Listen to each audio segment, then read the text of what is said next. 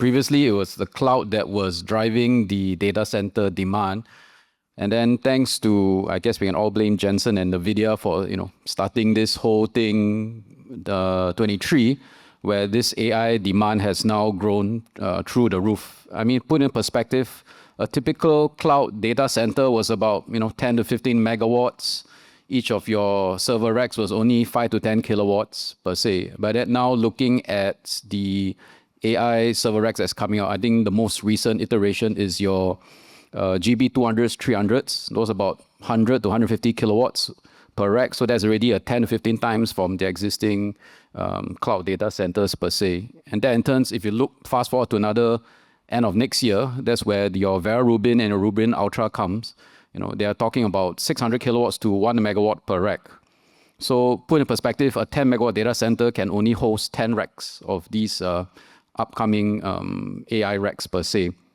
So I think there are three trends that this AI demand has affected. Number one is in terms of the facility development. I think no longer you are seeing people building standalone 10, 50 megawatt data centers. Now they're going towards campus style from that perspective. Starting at least from 100 megawatts. Asia, I think for us, like last week, we announced the STT Jakarta campus. That's about 360 megawatts. But elsewhere, in America, they are talking about 1 gigawatt campuses per se for phasing. So that's the first trend. Second thing is in terms of location from that perspective. I think power availability is becoming the biggest constraint. Singapore was one of the biggest markets, but because of the previous moratorium, and then now the government is slowly releasing, but that's still not enough. I think people still got to feed the beast per se. So a couple years ago, you saw Johor that's grown in demand. I think right now we're discussing, I think the live capacity now is about 800 megawatts, but the planned capacity is 3 to 5 gigawatts by end of the decade. But that's also you're starting to see developments also in Thailand, and more recently, as I talked just now, also Indonesia. So the demand is going to where there's available power, and within Southeast Asia, I think these are the few markets that are seeing that demand per se.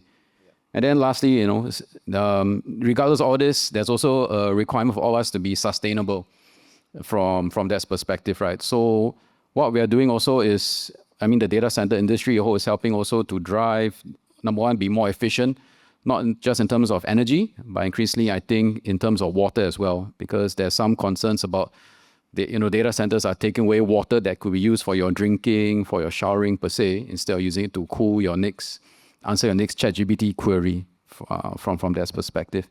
The other thing also is we're helping to drive new low carbon energy sources. I think nuclear has become a more popular topic in recent years. I think partly driven also by the demand by AI per se. So I think those are the three trends I see that AI is driving.